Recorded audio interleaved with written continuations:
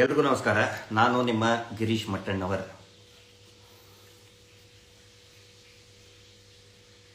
Sameer MD, ದೂತ ಸಮೀರ್ ಬಹುಶಃ ಈ ರಾಜ್ಯದ ಪ್ರತಿಯೊಬ್ಬರೂ ಕೂಡ, ವಿಶೇಷವಾಗಿ ಯಾರ್ಯಾರ ಕೈಯಲ್ಲಿ ಮೊಬೈಲ್ ಇದೆ ಅವರಿಗೆ ಸಮೀರ್ MD ಅವರು ಮಾಡಿದಂತಹ ವಿಡಿಯೋನ ಪ್ರತಿಯೊಬ್ಬರು ನೋಡಿದ್ದಾರೆ. ಕರ್ನಾಟಕ ಅಲ್ಲ, ಇಡೀ ದೇಶ ನೋಡಿದೆ. ಸಮೀರ್ ಮೇಲೆ ಎರಡನೇ ಬಾರಿಗೆ ಧರ್ಮಸ್ಥಳದ ಪೊಲೀಸರು ಸೋಮೋಟೋ ಕೇಸ್ ದಾಖಲು ಮಾಡಿದರು. ಸೋಮೋಟೋ ಅಂತ ಹೇಳಿದರೆ ಸ್ವಯಂ ಪ್ರೇರಿತ ದೂರು ದಾಖಲೆ.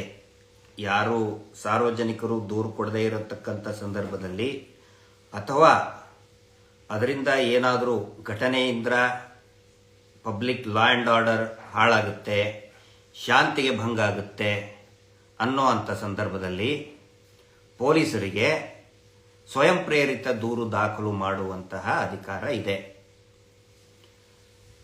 ಇಲ್ಲಿ ಮೊದಲನೇ ವಿಡಿಯೋ ರಿಲೀಸ್ ಮಾಡಿದಾಗ ಬಳ್ಳಾರಿಯ ಕೌಲ್ ಬಜಾರ್ ಪೊಲೀಸ್ ಠಾಣೆಯ SHO ಅವರು ಸ್ವಯಂ ಪ್ರೇರಿತ ದೂರು ದಾಖಲು ಮಾಡ್ತಾರೆ. ಇದು ಏನು ಅಂತ ಹೇಳಿದ್ರೆ ಸಾರ್ವಜನಿಕರಿಗೆ ದೇವಸ್ಥಾನಕ್ಕೆ ಅಪಮಾನ ಆಯಿತು ಅಂತ ಹೇಳಿ ಸೇಮ್ ನ್ಯಾರೇಷನ್, ಏನು ದಶಮಾನಗಳ ನ್ಯಾರೇಷನ್ ಇದೆಯಲ್ಲ. ಯಾರಾದರೂ ಇವ್ರನ್ನ ಪ್ರಶ್ನೆ ಮಾಡಿದರೆ ದೇವಸ್ಥಾನಕ್ಕೆ, ಅದು ಈಗ ಇಲ್ಲಿ ಕೌಲ್ ಬಜಾರ್ ಸ್ಟೇಷನ್ಗೆ ಶಿಫ್ಟ್ ಮಾಡಿದರು. ಅದಕ್ಕೆ ತಾವೆಲ್ಲರೂ ಗಮನಿಸಿದಂಗೆ ಮಾನ್ಯ ಹೈಕೋರ್ಟ್ ಅದಕ್ಕೆ ಸ್ಟೇ ಕೊಟ್ಟಿತ್ತು. ಅವಾಗಲೇ ಸುಮಾರು 1 ವರ್ಷದ ಹಿಂದೆ ಸ್ಟೇ ಕೊಡ್ತು. ಈಗ ಒಂದು 7-8 ತಿಂಗಳ ಹಿಂದೆ ಧರ್ಮಸ್ಥಳ ಪೊಲೀಸರು ಮತ್ತೊಂದು ಸ್ವಯಂ ಪ್ರೇರಿತ ದೂರನ್ನು ದಾಖಲು ಮಾಡ್ತಾರೆ. ಆ ದೂರಿಗೆ ಸಂಬಂಧಪಟ್ಟಂತೆ ಅದು ಸ್ವಯಂ ಪ್ರೇರಿತ ಯಾಕಂತ ಹೇಳಿದ್ರೆ ಅದು ಪೊಲೀಸರಿಗೆ ಕಿರಿಕಿರಿ ಅನಿಸ್ತಂತೆ. ನೋಡಿ, ಕಾನೂನನ್ನು ಯಾವ ರೀತಿ ಸ್ವತಃ ಕಾನೂನು ಪಾಲಕರೇ ಕಾನೂನನ್ನು ಯಾವ ರೀತಿ ದುರ್ಬಳಕೆ ಮಾಡ್ಕೋತಾ ಇದ್ದಾರೆ. ಆ ದೂರಿನಲ್ಲಿ ಅವರು ಹೇಳ್ತಾರೆ, ಮಾನ್ಯ SHO ಅವರು, ನಾನು ಪೊಲೀಸ್ ಠಾಣೆಗೆ ಬಂದೆ, ಯೂಟ್ಯೂಬ್ ಓಪನ್ ಮಾಡಿದೆ, ಯೂಟ್ಯೂಬ್ನಲ್ಲಿ ಸಮೀರನ ವಿಡಿಯೋನೇ ನೋಡಿದೆ. ಆ ವಿಡಿಯೋದಲ್ಲಿ ಸಮೀರ್ ಅದು ಆ ವಿಡಿಯೋ ಕೇಳಿದರೆ ಸಾರ್ವಜನಿಕರಿಗೆ ಕಿರಿಕಿರಿ ಆಗ್ತಾ ಇತ್ತು ಅಂತ ಹೇಳ್ಕೊಂಡು ಈ ಕುರಿತಾದಂಥ ಒಂದು ಸುಳ್ಳು ಕೇಸು, ಸುಳ್ಳು ಪ್ರಕರಣ, ಆ ಸುಳ್ಳು ಪ್ರಕರಣವನ್ನು ಪ್ರಶ್ನಿಸಿ ಸಮೀರ್ ಹೈಕೋರ್ಟಿಗೆ ಹೋಗಿದ್ರು. ಆ ಹೈಕೋರ್ಟ್ನಲ್ಲಿ ಬಹಳ ಸ್ಪಷ್ಟವಾಗಿ ಈ ನ್ಯಾಯಪೀಠ ಹೇಳ್ತದೆ. ಅದೇನು ಹೇಳಿದರು ಬಹುಶಃ ತಾವೆಲ್ಲರೂ ಕೂಡ ನೋಡಿರ್ತೀರಿ. ಆದರೂ ಕೂಡ ನಾನು ಅದನ್ನ ಒನ್ಸ್ ಅಗೇನ್ ಇವತ್ತು ನಾನು ಮಾತಾಡ್ತಾ ಇರುವಂಥ ಉದ್ದೇಶ ಏನು ಅಂತ ಹೇಳಿದರೆ, ಮಾನ್ಯ ಹೈಕೋರ್ಟ್ನಲ್ಲಿ ಏನು ವಾದ ವಿವಾದ ಆಗುತ್ತೋ ಅದನ್ನು ಯಾವ ರೀತಿ ಕೆಲವು ಮೇನ್ ಸ್ಟ್ರೀಮ್ ಮೀಡಿಯಾಗಳಿರ್ಬೋದು, ಆ ನಿಜವಾದ ಅಪರಾಧಿಗಳ ಪರವಾಗಿ ವಕಾಲತ್ತು ವಹಿಸ್ಕೊಂಡಂತಹವರಿರ್ಬೋದು, ಯಾವ ರೀತಿ ತಿರುಚುತ್ತಾರೆ ಅನ್ನೋದನ್ನ ನಿಮ್ಮ ಮುಂದೆ ಎಕ್ಸ್ಪೋಸ್ ಮಾಡ್ತಾ ಇದ್ದೇನೆ.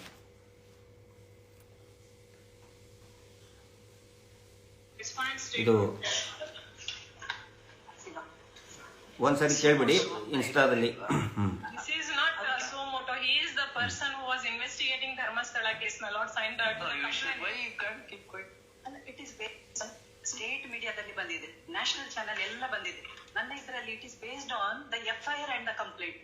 A FIR complaint also I have produced. ಎಲ್ಲೋ ಸಾರ್ವಜನಿಕರಿಗೆ ನೆಮ್ಮದಿ ಹಾಳು ಮಾಡಿದ್ದಾರೆ ಹೇಳಿದ್ದಾರೆ ಇವರು. ಅದಿಲ್ಲ ಬಿಡಿ, ಅದೇ ಯಾರು ನೆಮ್ಮದಿ ಹಾಳು ಮಾಡಿದ್ದಾರೆ ಗೊತ್ತು, ಇಲ್ಲಿ ಸಾರ್ವಜನಿಕರದಂತೂ ಅಲ್ಲ. ಸಬ್ ಇನ್ಸ್ಪೆಕ್ಟರ್ ಹಾಳಾದ ಬಿಟ್ರೆ ಯಾರು ನೆಮ್ಮದಿ, ಯಾರು ಯಾಕೆ ಅವ್ರ ನೆಮ್ಮದಿ ಅಲ್ಲವೇ? 7ವರೆಗೆ ಸ್ಟೇಷನ್ ಅಲ್ಲಿ ಕೂತು ಯೂಟ್ಯೂಬ್ ಚಾನಲ್ ಓಪನ್ ಮಾಡಿದೆ. ಆಗ ಸಡನ್ ಆಗಿ ಇವ್ರ ವಿಡಿಯೋ ಬಂತು and he is spreading false rumours ಅಂತ ಹೇಳ್ತಾರೆ. My video content is of 23 minutes based on that. ನ್ಯಾಯಪೀಠ ಹೇಳಿದ್ದು ತಾವು ಕೇಳ್ಕೊಂಡಿದ್ದೀರಿ. ಇನ್ಸ್ಟಾದಲ್ಲಿ ಕೂಡ ಇದು ಅಪ್ಲೋಡ್ ಮಾಡ್ತೀನಿ. ಸುಮಾರು ಸೋಷಿಯಲ್ ಮೀಡಿಯಾದಲ್ಲಿ ಇದು ವೈರಲ್ ಆಗ್ತಾ ಇದೆ. ಸ್ವತಃ ನ್ಯಾಯಪೀಠ ಹೇಳ್ತದೆ, ಯಾರು ನೆಮ್ಮದಿ ಹಾಳು ಮಾಡ್ತಾ ಇದ್ದಾರೆ ಅದು ನನಗೆ ಗೊತ್ತು ಅಂಥೇಳಿ. ಅದನ್ನು ನಾನು ವಿವರಿಸಿ ಹೇಳಲ್ಲ, ಅದು ಎಲ್ರಿಗೂ ಕೂಡ ಗೊತ್ತಿದೆ. ಸಮೀರ್ ವಿಡಿಯೋದಿಂದ ಯಾರ ನೆಮ್ಮದಿ ಹಾಳಾಗಿದೆ ಅಂಥೇಳಿ ಎಲ್ರಿಗೂ ಕೂಡ ಗೊತ್ತಿದೆ. ಈಗ ಏನು ಅದು ಆನಂತರ ಸಮೀರ್ ಅವರ ಆ ಒಂದು ಏನು ಸುಳ್ಳು ಪ್ರಕರಣವನ್ನು ದಾಖಲು ಮಾಡಿದ್ರು, ಅದಕ್ಕೆ ಮಾನ್ಯ ನ್ಯಾಯಾಲಯ ಸ್ಟೇ ಕೊಟ್ಟು ಒಂದು ಬಿಗ್ ರಿಲೀಫ್ ಸಿಕ್ಕಿದೆ. ಆದರೆ ಅವರ ಏನೋ ಒಂದು ಮಾತುಗಳಿದೆ, ನ್ಯಾಯಾಲಯದಲ್ಲಿ ವಾದ ಪ್ರತಿವಾದ ಇದೆ, ಅದನ್ನು ಯಾವ ರೀತಿ ತಿರುಚುತ್ತಾ ಇದ್ದಾರೆ. ವಿಶೇಷವಾಗಿ ಆಂಟಿ ಪಬ್ಲಿಕ್ ಮಂಗಣ್ಣ, ಚಿಪ್ಪು ಖ್ಯಾತಿಯ ಮಂಗಣ್ಣ ಚಾನಲ್, ಕಮಲಾಕರ ಭಟ್ಟ ಅವರ ಅವಳಿ ಸಹೋದರ. ನಾನು ಕಮಲಾಕರ ಭಟ್ರ ಅವಳಿ ಸಹೋದರ ಮಂಗಣ್ಣವ್ರಿಗೆ ಯಾಕಂತ ಹೇಳಿದ್ರೆ, ನೀವು ಕರೆಕ್ಟಾಗಿ 2 ಫೋಟೋ ಕಮಲಾಕರ ಭಟ್ಟಂದು ಇವ್ರದ್ದು ಅಕ್ಕಪಕ್ಕ ಇಟ್ಕೊಂಡು ನೋಡಿ, ಡಿಕ್ಟೋ ಸೇಮ್ ಇದ್ದಾರೆ, ಅವಳಿ ಜವಳಿ ಇದ್ದಾರೆ ಅವರಿಬ್ರು.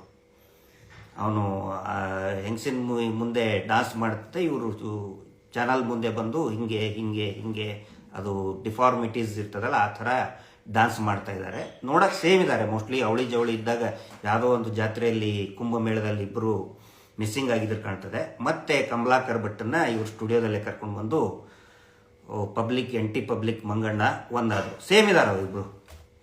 ಆ ಚಾನಲ್ನಲ್ಲಿ ಅವರ ವೆಬ್ಸೈಟ್ ವೆಬ್ ಪೇಜ್ನಲ್ಲಿ ಏನಂತ ಬರೆದಿದ್ದಾರೆ ಅಂದರೆ,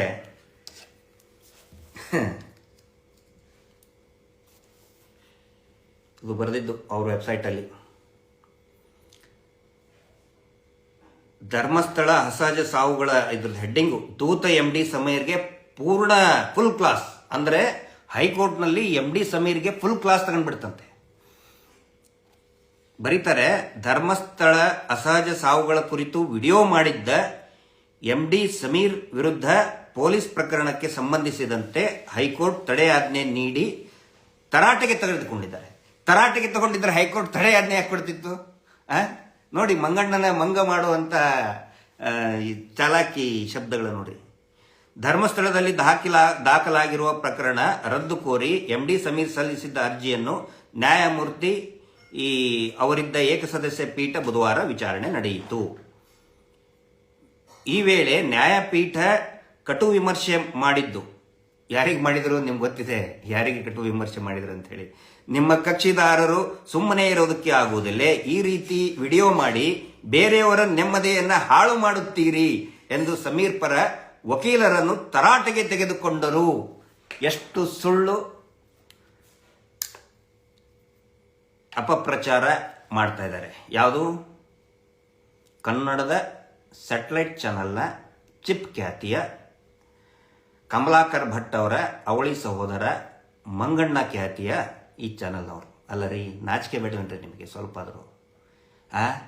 ಎಲ್ಲರೂ ಕೂಡ ನೋಡ್ತಾ ಇದ್ದಾರೆ ಅಲ್ಲಿ ನ್ಯಾಯಪೀಠದಲ್ಲಿ ಏನು ವಾದ ವಿವಾದ ಆಯಿತು ಅಂಥೇಳಿ. ಸಮೀರಿಗೆ ತರಾಟೆ ತೆಗೆದುಕೊಂಡ್ರು. ಆನಂತರ ಇನ್ನೊಂದು ಮುಂದುವರೆದ ಹೇಳ್ತಾರೆ ಇಲ್ಲಿ,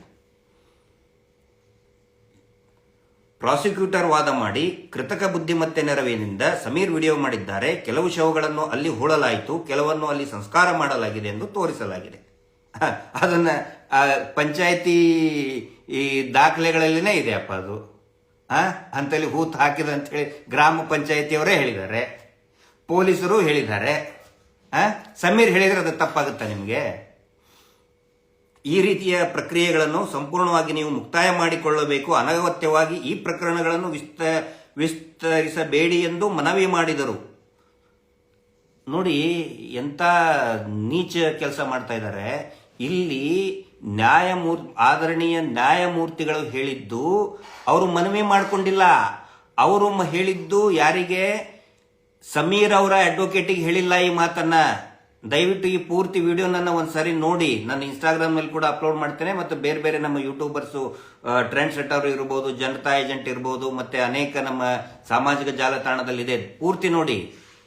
ಮಾನ್ಯ ನ್ಯಾಯಮೂರ್ತಿಗಳು ಪೊಲೀಸರ ಪರವಾಗಿದ್ದಂತ ಸರ್ಕಾರಿ ವಕೀಲರಿಗೆ ವಿನಂತಿ ಮಾಡಿಕೊಂಡಿಲ್ಲ, ಅವರಿಗೆ ತರಾಟೆ ತೆಗೆದುಕೊಂಡಿದ್ದಾರೆ. ಇದರಲ್ಲಿ ಅವ್ರು ಹೇಳಿದ್ದಾರೆ, ಸುಳ್ಳು ಬರೆದಿದ್ದಾರೆ ಚಿಪ್ ಮಂಗಣ್ಣನ ವೆಬ್ ಪೇಜ್ ಅಲ್ಲಿ. ಏನಂತ ಹೇಳಿದ್ರೆ, ಸಮೀರ್ ಅಡ್ವೊಕೇಟಿಗೆ ಮನವಿ ಮಾಡಿಕೊಂಡ್ರಂತೆ. ಇದು ನ್ಯಾಯಾಂಗದ ನಿಂದನೆ ಆಗೋದಿಲ್ವಾ? ಇದು ಯಾಕೆ ಈ ಚಾನಲ್ ಮೇಲೆ ಪ್ರಕರಣ ದಾಖಲು ಮಾಡಬಾರದು? ನ್ಯಾಯಮೂರ್ತಿಗಳ ಹೇಳಿದ್ದನ್ನ ಯಾವ ರೀತಿ ತಪ್ಪು ದಾರಿಗೆ ಎಳೆದು ಜನರನ್ನ ಯಾವ ರೀತಿ ಜನರ ದಿಕ್ಕನ್ನು ತಪ್ಪಿಸುವಂತ ಕೆಲಸ ಮಾಡ್ತಾ ಇದ್ದಾರೆ. ನ್ಯಾಯಮೂರ್ತಿಗಳು ಮನವಿ ಮಾಡ್ಕೊಂಡ್ರಂತೆ, ಈ ರೀತಿ ವಿಡಿಯೋಗಳು ಇನ್ನು ಮುಂದೆ ಎಂದು ಅಫಿಡವಿಟ್ ಹಾಕಬೇಕು, ಅಂದ್ರೆ ಮಾಡಬಾರ್ದು, ವಿಡಿಯೋನೇ ಮಾಡಬಾರ್ದು ಅಂತ ಹೇಳಿ ಮುಂದೆ ಯಾವತ್ತಿಗೂ ಕೂಡ ಅವ್ರು ಹೇಳಿದ್ದು ಇವತ್ತು ಸಾಯಂಕಾಲ. ಸಮೀರ್ ಮಾಡೇ ಇಲ್ಲ ಅದನ್ನ. ಸೊ ಈ ಹ್ಯಾಸ್ ಅಬ್ಲೈಜ್ಡ್. ಇನ್ನು ಮುಂದೆ ಯಾವತ್ತಿಗೂ ಕೂಡ ವಿಡಿಯೋನೇ ಮಾಡಬಾರ್ದು ಅಂತ ಅಫಿಡವಿಟ್ ಹಾಕಬೇಕು ಅಂತ ಸೂಚನೆ ನೀಡಿದ್ರು ಅಂತ ಹೇಳಿ ಒಂದು ಸುಳ್ಳು ಆಂಟಿ ಪಬ್ಲಿಕ್ ಮಂಗಣ್ಣ, ಪಬ್ಲಿಕ್ ವಿರೋಧಿ ಮಂಗಣ್ಣ. ಆಗಳು ನೋಡ್ತಾ ಇದ್ದೆ, 6 ತಿಂಗಳ ಹಿಂದೆ ಒಂದು ಹೆಡ್ಲೈನ್ ಹಾಕಿದ್ದಾರೆ ಇದೇ ಆಂಟಿ ಪಬ್ಲಿಕ್ ಮಂಗಣ್ಣನ ಇದರಲ್ಲಿ, ಬುರುಡೆ ಸಮೀರ್ MDಯ ಮತ್ತೊಂದು ವಿಡಿಯೋ ರಿಲೀಸ್ ಅಂತ ಹೇಳಿ. ಬುರುಡೆ ಸಮೀರ್ MD ಅಂತೇಳಿ, ಅಂದ್ರೆ ಇವ್ರ ತಲೆಯಲ್ಲಿ ಬುರುಡೆ ಇಲ್ಲ, ಇವ್ರ ತಲೆಯಲ್ಲಿ ಬರೀ ಸಗಣಿ ತುಂಬಿಕೊಂಡಿದೆ. ಇವನ ತಲೆಯಲ್ಲಿ ಪ್ಲಾಸ್ಟಿಕ್ ಬುರುಡೆ ಇದೆ ಕಾಣ್ತದೆ, ಮಣ್ಣಿನ ಬುರುಡೆ, ಪ್ಲಾಸ್ಟಿಕ್ ಬುರುಡೆ, ಫೈಬರ್ ಬುರುಡೆ. ಯಾಕಂದ್ರೆ ಬುರುಡೆನೇ ಇಲ್ಲ, ಯಾಕಂದ್ರೆ ಅಂತಲ್ಲಿ ಸಿಕ್ಕಂತ ಬುರುಡೆ ಅವ್ರಿಗೆ ಅದು ಬುರುಡೆ, ಅದು ಜೀವನೇ ಅಲ್ಲ. ಆ ಜೀವದ ಬಗ್ಗೆ ಆ ಜೀವಗಳ ಬಗ್ಗೆ ಇವರು ಯಾವತ್ತಿಗೂ ಕೂಡ ತಲೆನೇ ಕೆಡಿಸ್ಕೊಂಡಿಲ್ಲ. ಸಂಪೂರ್ಣವಾಗಿ ಈ ಟಿವಿ ಚಾನೆಲ್ಗಳು ಸಮೀರ್ MD ಬಗ್ಗೆ ಮಾಡಿದ್ದು ಮತ್ತು ಇಡೀ ಸೌಜನ್ಯ ಹೋರಾಟಗಾರ ಬಗ್ಗೆ, ಎಸ್ಪೆಷಲಿ ಸಮೀರ್ MD ದೂತ ಸಮೀರ್ ಅವ್ರ ಯೂಟ್ಯೂಬರ್ ಜೊತೆಗೆ ಇನ್ನೂ ಅನೇಕ ಯೂಟ್ಯೂಬರ್ಗಳನ್ನ ಇವರು ಯಾವ ರೀತಿ ಟಿವಿ ಚಾನೆಲ್ಗಳು ಬಿಂಬಿಸಿದ್ರು ಅಂತ ಹೇಳಿದ್ರೆ,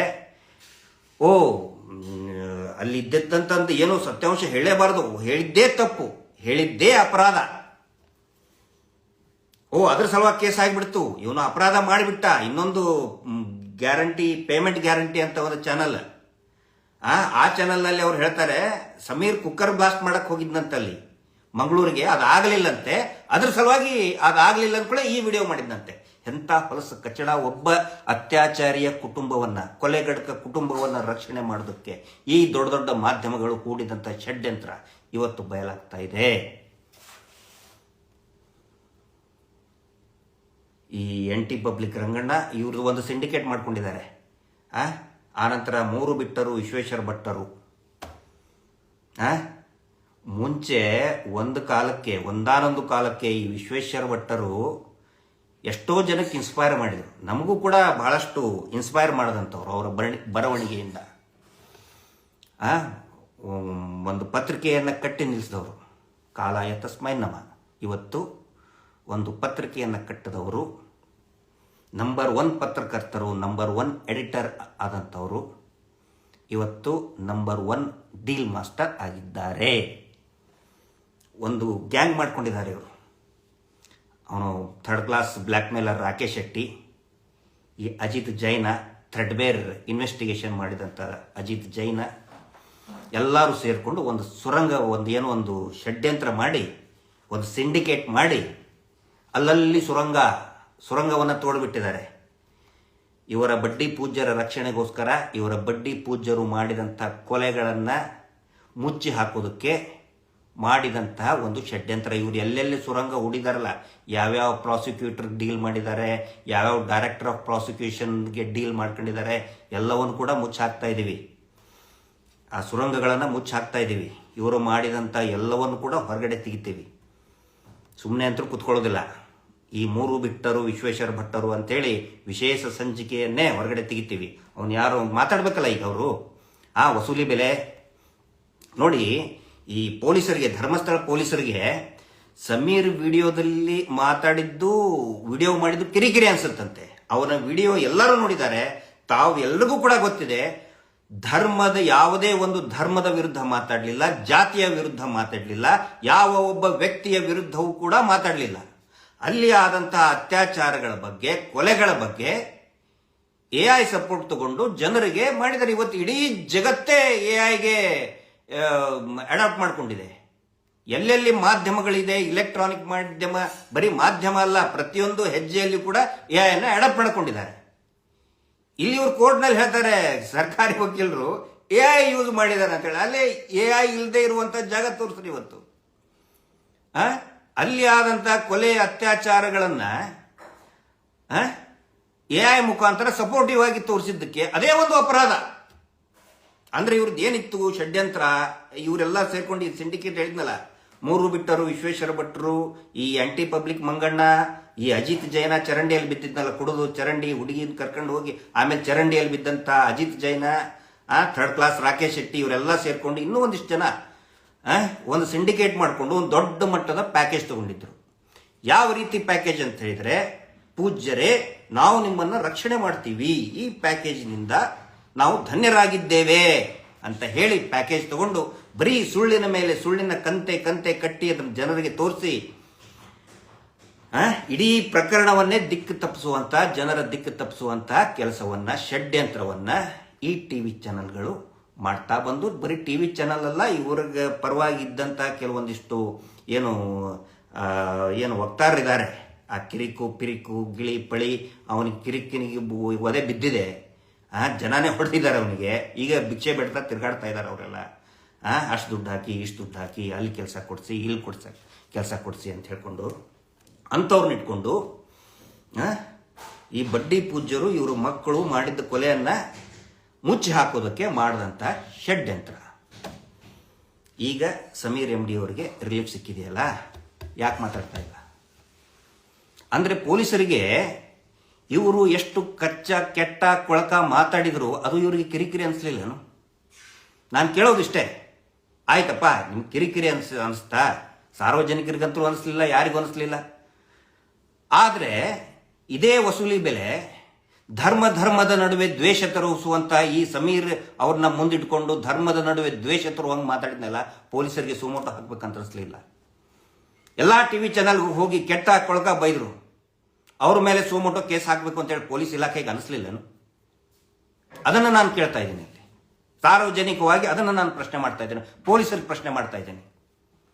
ಕಾನೂನು ಒಬ್ಬರಿಗೊಂದು, ದುಡ್ಡಿದ್ದವ್ರ ಪರವಾಗಿ, ಪ್ರಭಾವಿಗಳ ಪರವಾಗಿ ಒಂದು, ಸತ್ಯವನ್ನ ಹೊರಗಡೆ ತರುವಂತಹ ಪ್ರಾಮಾಣಿಕ ಯೂಟ್ಯೂಬರ್ಗಳಿಗೆ, ಮಾಧ್ಯಮಗಳಿಗೆ ಇನ್ನೊಂದು ಕಾನೂನು ಹೇಳ್ತೀರಾ ನೀವು? ಇನ್ನೊಂದು ಕಾನೂನನ್ನು ಹೇಳ್ತೀರಾ ನೀವು? ನೋಡಿ, ಅದನ್ನೆಲ್ಲ ಕಪಾಳ ಮೋಕ್ಷ ಮಾಡಿದೆ. ನಾನು ಇಡೀ ದಕ್ಷಿಣ ಕನ್ನಡ ಪೊಲೀಸ್ ಇಲಾಖೆ ಅಧಿಕಾರಿಗಳಿಗೆ ನಾನು ವಿನಂತಿ ಮಾಡ್ಕೊತಾ ಇದ್ದೇನೆ, ಅದನ್ನ ನೋಡಿ ನೀವು. ಇದರಿಂದ ಮುಜುಗರಕ್ಕೆ ಒಳಗಾಗೋದು, ಆ ಅತ್ಯಾಚಾರಿ ಕುಟುಂಬವನ್ನು ರಕ್ಷಣೆ ಮಾಡೋದಕ್ಕೆ ಹೋದ್ರೆ ಮುಜುಗರಕ್ಕೆ ಒಳಗಾಗೋದು ಪೊಲೀಸ್ ಇಲಾಖೆ. ಅವ್ರಿಗೆ ಮುಜುಗರ ಅನ್ನೋದಿಲ್ಲ, ಕುಟುಂಬಕ್ಕೆ ನಾಚಿಕೆ ಮಾನ ಮರ್ಯಾದೆ ಎಲ್ಲ ಬಿಟ್ಟು ನಿಂತಂಥವ್ರು ಪೊಲೀಸ್ ಅಧಿಕಾರಿಗಳು ಮುಜುಗರಕ್ಕೆ ಸಿಕ್ಕೊಳ್ತಾರೆ. ಒಂದು ಕನ್ಸರ್ನಿಂದ ಹೇಳ್ತಾ ಇದ್ದೀನಿ, ದ್ವೇಷದಿಂದ ಆಗಲಿ ಸಿಟ್ಟಿನಿಂದ ಆಗಲಿ ಅಲ್ಲ, ಕನ್ಸರ್ನಿಂದ ಹೇಳ್ತಾ ಇದ್ದೀನಿ. ಇವೇನು ಮೀಡಿಯಾ ಸಿಂಡಿಕೇಟ್ ಇದೆಯಲ್ಲ, ಮಾತಾಡ್ರಪ್ಪ, ಈಗ ವಸೂಲಿ ಬೆಲೆ ಮಾತಾಡೋ, ಲೋಫರ್ ಮಾತಾಡೋ, ಏನೇನೋ ಮಾತಾಡಿದ್ರಲ್ಲ ನೀವು, ಮಾತಾಡ್ರಿ ಈಗ, ಹೋಗ್ರಿ. ಯಾಕೆ ಕರೆದಿಲ್ವಾ ನಿಮಗೆ ಆ ರೇಪಿಸ್ಟ್ ಮಗುವಿನ ಮದುವೆ ಕುಣಿಯಕ್ಕೆ? ಹೋಗಿ ಕುಣೀರಿ. ರೇಪಿಸ್ಟ್ ಮದುವೆಯ ಒಂದು ಮದುವೆ ಯಾಕೆ ಹೇಳಿಲ್ವಾ ನಿಮಗೆ? ಯಾರಿಗೂ ಹೇಳಿಲ್ಲ ಅವರು. ಆಸ್ಪತ್ರೆಗೆ ಬಿದ್ದರೂ ಕೂಡ ಯಾರಿಗೂ ಹೇಳಲ್ಲ, ಮದುವೆ ಮಾಡ್ಕೊಂಡ್ರು ಕೂಡ ಸಾರ್ವಜನಿಕವಾಗಿ ಹೇಳಲ್ಲ. ಇದು ಯಾವ ಥರ ಅಂತ ಹೇಳಿದ್ರೆ, ಈ ಟೆರರಿಸ್ಟ್ಗಳು ಮಾಡ್ತಾರೆ, ಹಿಂಗೆ ಭೂಗತ ಪಾತಕಿಗಳು ಮಾಡ್ತಾರೆ. ಈ ಟೆರರಿಸ್ಟ್ಗಳು ಅವ್ರ ಮನೆಯಲ್ಲಿ ಮದುವೆ ಆದರೆ ಯಾರಿಗೂ ಹೇಳಲ್ಲ, ಸೀಕ್ರೆಟ್ ಗುಪ್ತ ಆಸ್ಪತ್ರೆಗೆ ಸೇರಿದ್ರು ಕೂಡ ಯಾರಿಗೂ ಹೇಳಲ್ಲ, ಗೊತ್ತೇ ಆಗಲ್ಲ. ಈಗ ದಾವೂದ್ ಇಬ್ರಾಹಿಮಿಯಲ್ಲಿ ಹಾಸ್ಪಿಟಲ್ ಇದ್ದಾನೆ, ಅವ್ನ ಮಗನ ಮದುವೆ ಆಯ್ತಾ, ಯಾರಿಗೂ ಮುಂದೆ ಹೇಳಲ್ಲ. ತುಂಬಾ ಕ್ಲೋಸ್ ಇದ್ದವ್ರಿಗೆ ಮಾತ್ರ ಡೋರ್ ಕ್ಲೋಸ್ ಮಾಡ್ಕೊಂಡು ಮದುವೆ ಮಾಡೋದು. ಆ ಪರಿಸ್ಥಿತಿ ಬಂದಿದೆ ಈಗ, ಆ ಪರಿಸ್ಥಿತಿ ಬಂದಿದೆ. ಹೋಗ್ರಪ್ಪ ಮದುವೆಗೆ, ರೇಪಿಸ್ಟ್ ಮಗುವಿನ ಮದುವೆಗೆ. ಕೇಳ್ತಾ ಇದೆಯಾ ಇದು? ನಡುವೆ ಪಾಸ್ ಆಗಿ ಕೇಳ್ತಾ ಇದೆಯಲ್ಲ? ಓಕೆ. ಅಂದ್ರೆ ಇಲ್ಲಿ ನೋಡಿ, ಇಷ್ಟೊಂದು ಪ್ರಭಾವಿಗಳಿದ್ದಂಥವರು, ಅವರ ಪರಿಸ್ಥಿತಿ ಯಾವ ರೀತಿಗೆ ಬಂದಿದೆ. ಅಷ್ಟೇ ಅಲ್ಲ, ಮೊನ್ನೆ ಮಹಾವೀರ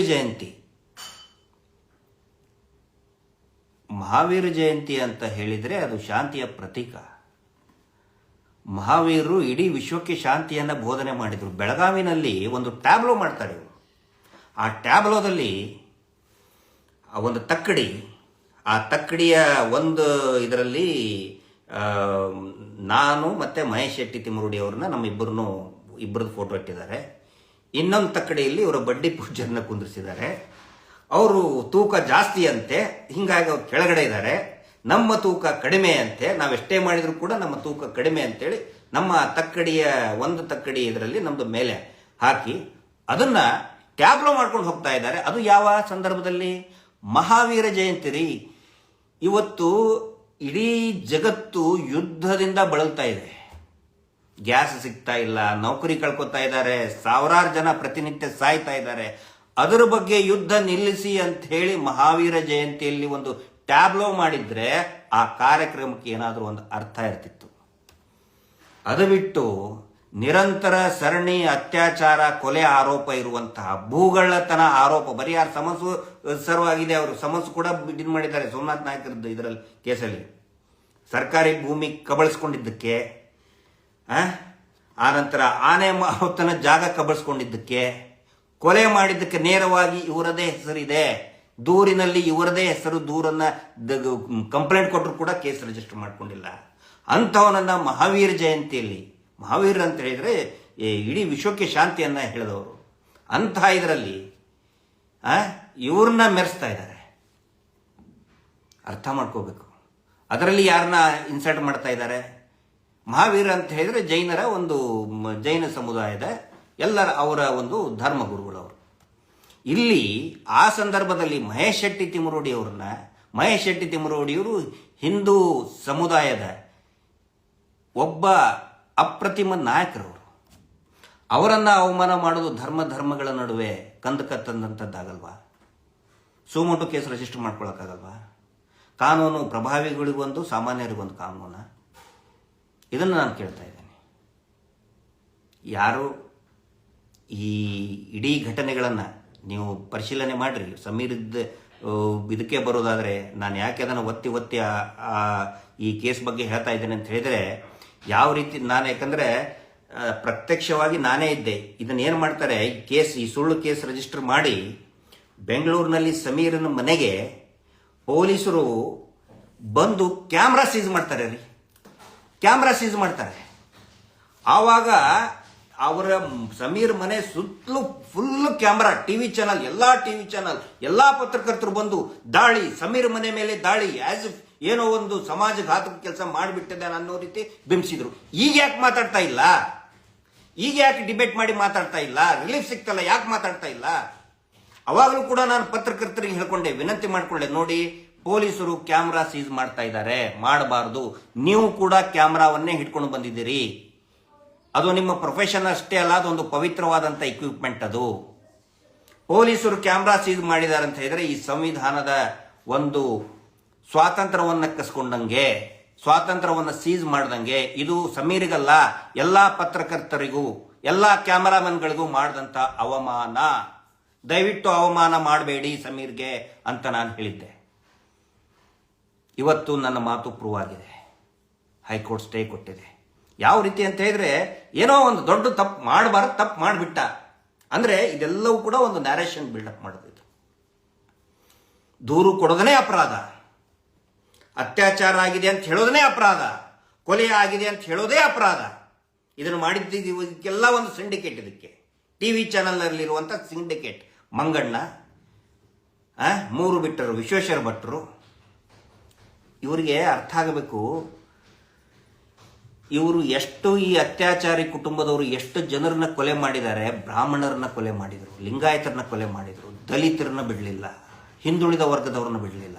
ಬ್ರಾಹ್ಮಣರ ಅದೆಷ್ಟೋ ಕುಟುಂಬಗಳು ಇವತ್ತು ಅಲ್ಲಿ ಹೇಳ್ತಾರೆ. ಒಬ್ಬರು ಪಾಪ ವಿಕ್ಟಿಮೆ ಹೇಳಿದರು, ಅವರ ಮಗಳನ್ನ ಅತ್ಯಾಚಾರ, ಬ್ರಾಹ್ಮಣರನ್ನ ಹುಡುಕಿ ಕೊಂದಿದ್ದಾರೆ. ಯಾಕಂದ್ರೆ ಆಸ್ತಿ ಇದ್ದಿದ್ದು ಬ್ರಾಹ್ಮಣರ ಕುಟುಂಬದ್ದು. ಕೃಷ್ಣ ಭಟ್ರಿಗೆ ವಿಷ ಕೊಟ್ಟು ಸಾಯಿಸಿದರು. ವಿಶ್ವೇಶ್ವರ ಭಟ್ರೆ ಕೇಳ್ಕೊಳ್ಳಿ, ಮೂಳೆ ತಿಂದು ಚಪ್ಪಲಿ ನೆಕ್ಕೋದಲ್ಲ, ಮೂಳೆ ತಿಂದು ಚಪ್ಪಲಿ ನೆಕ್ಕೋದಲ್ಲ, ತಿಳ್ಕೊಳ್ಳಿ.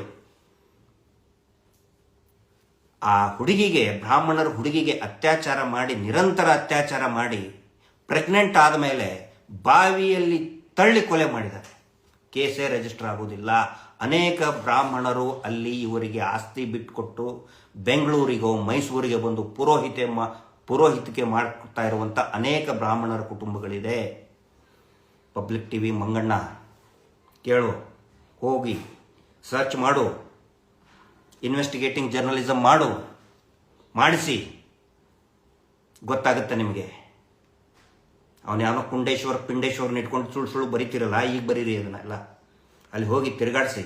ಯಾವುದೇ ಅಲ್ಲಿ ಸತ್ತಂಥವ್ರು ಎಲ್ಲರೂ ಕೂಡ ಹಿಂದೂ ಧರ್ಮದವರೇ ಅತಿ ಹೆಚ್ಚು. ಹಿಂದೂ ಧರ್ಮದ ಭಕ್ತರು, ಸದ್ಭಕ್ತರು, ಜೀವ ಕಳ್ಕೊಂಡಂಥವರು. ಮಾತಾಡೋದು ಧ್ವನಿ ಇಲ್ಲ, ಯಾಕಂದರೆ ಮೂಳೆ ತಿಂದಿದಾರಲ್ಲ ಇವರು.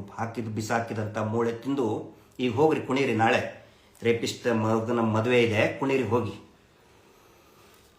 ಬಾಸ್ಟರ್ಡ್ಸ್.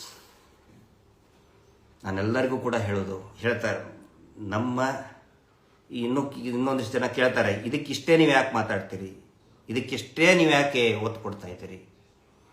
ಅತ್ಯಾಚಾರ ಅಥವಾ ಯಾವುದೇ ಕೊಲೆ ಪ್ರಕರಣದಲ್ಲಿ ಅದರ ಸಂಬಂಧಿಕರು ಯಾವಾಗ ಗಟ್ಟಿಯಾಗಿ ನಿಂತ್ಕೊಳ್ತಾರೋ ಅವಾಗ ಮಾತ್ರ ಒಂದು ಹೋರಾಟ ಅಂತ ಅನಿಸ್ಕೊಳ್ತದೆ, ಅವಾಗ ಮಾತ್ರ ಒಂದು 10 ಜನ ಅವ್ರಿಗೆ ಕೈ ಜೋಡಿಸೋದಕ್ಕೆ ಬರ್ತಾರೆ. ಇಡೀ ರಾಜ್ಯದ ವ್ಯವಸ್ಥೆಯನ್ನ ಕಪಿಮುಷ್ಟಿಯಲ್ಲಿ ಇಟ್ಕೊಂಡಂತಹ ಕುಟುಂಬ ಇದು. ಹಳ್ಳಿಯಲ್ಲಿ ಬಡ್ಡಿ ದಂಧೆ ಮಾಡಿ, ಬಡ್ಡಿ ರುಚಿ ಹಚ್ಚಿ, ಬ್ಯಾಂಕಿಂಗ್ ನಿಯಮಗಳನ್ನು ಗಾಳಿಗೆ ತೂರಿ, ವಿಪರೀತ ಬಡ್ಡಿ ಹಾಕಿ ಶೋಷಣೆ ಮಾಡ್ತಾ ಇರ್ತಕ್ಕಂಥ ಕುಟುಂಬ ಇದು. ಇದರ ವಿರುದ್ಧ ಹೋರಾಟ ನಾವು ವ್ಯಕ್ತಿಗತವಾಗಿ ನಮಗೆ ದ್ವೇಷ ಅಂತ ಹುಟ್ಕೊಂಡಿಲ್ಲ, ವ್ಯಕ್ತಿಗತವಾಗಿ ಅಲ್ಲ, ಇವರ ಕುತಂತ್ರ, ಇವರ ಶೋಷಣೆ ವಿರುದ್ಧ ನಮ್ಮ ಹೋರಾಟ. ಇದರ ವಿರುದ್ಧ ಹೋರಾಟ ಮಾಡಲಿಲ್ಲ ಅಂತ ಹೇಳಿದ್ರೆ ಇದು ಒಂದು ಬ್ರಿಟಿಷ್ ಕಂಪನಿ ವಿರುದ್ಧ ಹೋರಾಟ ಮಾಡ್ದಂಗೆ. ಬಹುಶಃ ಅವರು ಇವರಷ್ಟು ಕ್ರೂರಿಗಳು ಇದ್ರೋ ಇಲ್ಲೋ ಗೊತ್ತಿಲ್ಲ, ಅವರಕ್ಕಿಂತನೂ ಕ್ರೂರಿಯಾದಂಥ ಕುಟುಂಬ ಇದು. ಯಾವತ್ತಿಗೂ ಕೂಡ ಒಂದು ಹೋರಾಟ ಎದ್ದು ನಿಂತ್ಕೊಂಡ್ರೆ ಒಂದು ಮಾಧ್ಯಮದ ಸಹಕಾರ ಇರಬೇಕು, ನ್ಯಾಯಾಂಗ ವ್ಯವಸ್ಥೆಯ ಸಹಕಾರ ಇರಬೇಕು. ಇವತ್ತು ಇಲ್ಲಿ ಮೇನ್ ಸ್ಟ್ರೀಮ್ ಮೀಡಿಯಾ ಬಹಳ ಬೇಜಾರಾಗುತ್ತೆ. ಮೇನ್ ಸ್ಟ್ರೀಮ್ ಮೀಡಿಯಾ ಸಂಪೂರ್ಣವಾಗಿ ಮಾರ್ಕೊಂಡಿದೆ. ಮೊನ್ನೆ ಹೈಕೋರ್ಟ್ನಲ್ಲಿ 74 ಡೆಡ್ ಬಾಡಿಗಳು ಅವತ್ತೇನೆ ಹೂತು ಹಾಕಿದಂಥ ಸಂಶಯಾಸ್ಪದ ಸಾವುಗಳ ಪ್ರಕರಣದಲ್ಲಿ ಒಂದೇ ಒಂದು ಟಿವಿ ಚಾನಲ್ ಮಾತಾಡಲಿಲ್ಲ.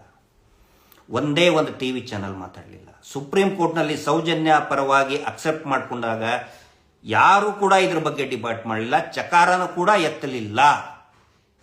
ಇದರ ಮೇಲೆ ಅರ್ಥ ಆಗುತ್ತೆ ನಮ್ಮ ಟಿವಿ ಚಾನಲ್ಗಳು, ಮೇನ್ ಸ್ಟ್ರೀಮ್ ಮೀಡಿಯಾಗಳು ಯಾವ ಮಟ್ಟದಲ್ಲಿ ಒಂದು ಅತ್ಯಾಚಾರಿಯನ್ನ ಕುಟುಂಬವನ್ನ, ಕೊಲೆಗಡಕ ಕುಟುಂಬವನ್ನ ರಕ್ಷಣೆ ಮಾಡೋದಕ್ಕೆ ನಿರತರಾಗಿದ್ದಾರೆ.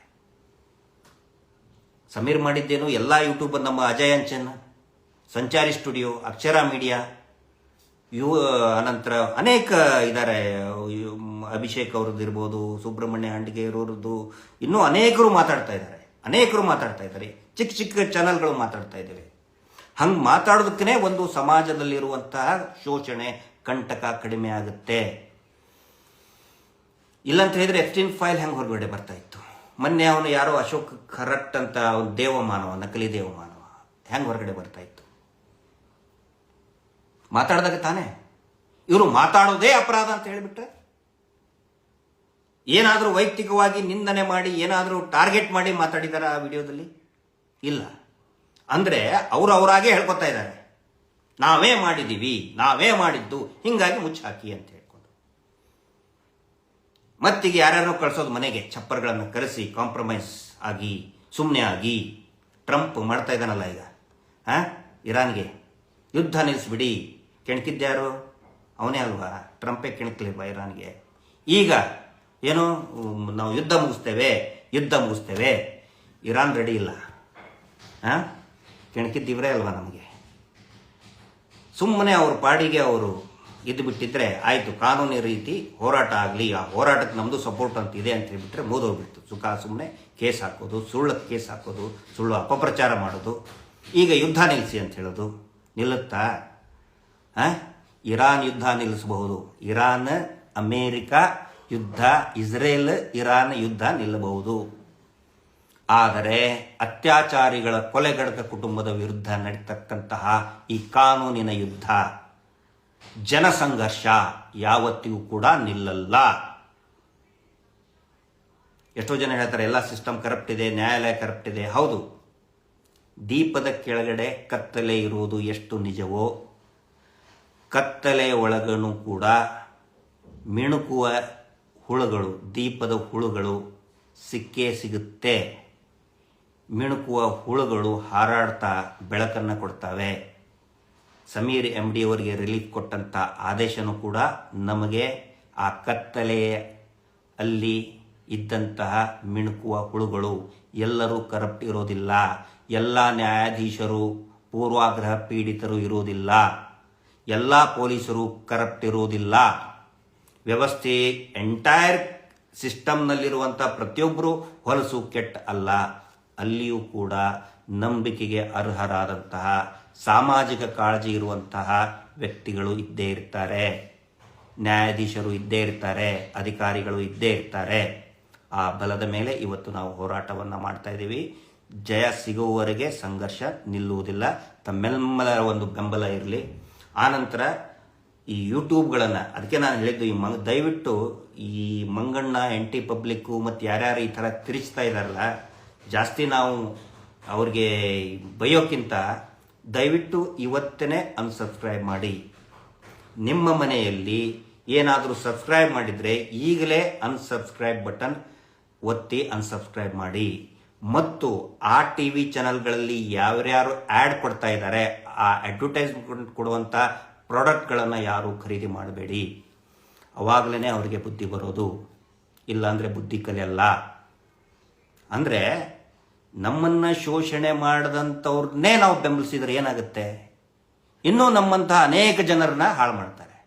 ಅದಕ್ಕೆ ಅಂಥ TV ಚಾನಲ್ಗಳನ್ನು ದಯವಿಟ್ಟು ಅನ್ಸಬ್ಸ್ಕ್ರೈಬ್ ಮಾಡಿ ಅಂತ ಹೇಳ್ತಾ, ಎಲ್ಲರಿಗೂ ಕೂಡ ಮೊನ್ನೆ ಏನು ಸೌಜನ್ಯಳ ಒಂದು ಒಳ್ಳೆಯ ನಿರ್ಣಯ ಬಂದಿದೆ, ತಮ್ಮೆಲ್ಲರಿಗೂ ಕೂಡ ವಿನಂತಿ ಮಾಡೋದು, ದಯವಿಟ್ಟು ನಾವು ಒಗ್ಗಟ್ಟಾಗೋಣ. ಜಾತಿ ಧರ್ಮದ ನಡುವೆ ನೋಡಿ, ಈಗ ಸಮೀರ್ ವಿಷಯ ಬಂದಾಗ ಹಿಂದೂ ಮುಸ್ಲಿಂ ಮಾಡಕ್ಕೆ ಹೋದ್ರು, ಇನ್ನೇ ಯಾರು ಬಂದಾಗ ಹಿಂದೂ ಕ್ರಿಶ್ಚಿಯನ್ ಮಾಡಕ್ಕೆ ಹೋದ್ರು. ಜಾತಿ ನಡುವೆ ಡಿವೈಡ್ ಮಾಡ್ತಾರೆ. ದಯವಿಟ್ಟು ಒಂದು ಅರ್ಥ ಮಾಡ್ಕೊಳ್ಳಿ, ಸೌಜನ್ಯ ಹೋರಾಟ ಮಾಡೋದು ಇದು ಡಿವೈಡ್ ಮಾಡುವಂಥ ಹೋರಾಟ ಅಲ್ಲ, ಎಲ್ಲರನ್ನೂ ಕೂಡ ಒಗ್ಗೂಡಿಸುವಂಥ ಹೋರಾಟ. ಈ ಒಂದು ಹೋರಾಟಕ್ಕೆ ತಮ್ಮೆಲ್ಲರ ಒಂದು ಸಹಕಾರ ಇರಲಿ. ಮಹೇಶ್ ಶೆಟ್ಟಿ ತಿಮ್ಮರೋಡಿ ಅವರು ನಿರಂತರವಾಗಿ ಹೋರಾಟ ಮಾಡ್ತಾ ಬಂದರು. ಇನ್ನೂ ಈಗ ನಮ್ಮ ಕೊಂದವರು ಯಾರು ಟೀಮ್ ಇರ್ಬೋದು, ಧರ್ಮಸ್ಥಳ ದೌರ್ಜನ್ಯ ವೇದಿಕೆ ಇರ್ಬೋದು, ಮತ್ತು ಇವತ್ತು ಇಡೀ ರಾಜ್ಯದ ಆಚೆಗೂ ಕೂಡ ಅನೇಕ ಜನ ಧ್ವನಿ ಎತ್ತುತ್ತಾ ಇದ್ದಾರೆ. ಇವರಿಗೆ ತಮ್ಮೆಲ್ಲರ ಒಂದು ಬೆಂಬಲ ಇರಲಿ ಅಂತ ಕೇಳ್ತಾ ಇವತ್ತಿನ ಈ ಲೈವನ್ನು ಮುಗಿಸ್ತಾ ಇದ್ದೀನಿ. Justice for Soujanya. ನಮಸ್ತೆ.